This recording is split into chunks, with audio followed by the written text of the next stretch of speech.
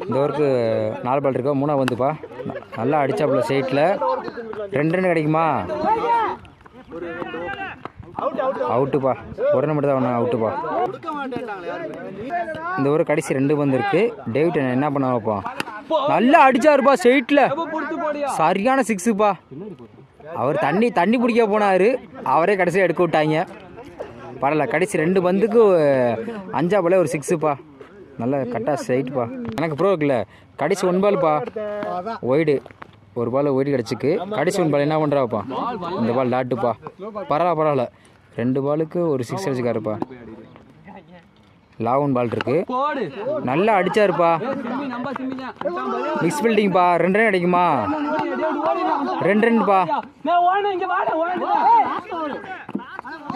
பரவாயில்ல, 3 ரன்ப்பா. ஓடுத்துற முடியலப்பா. 4 ரன்ப்பா.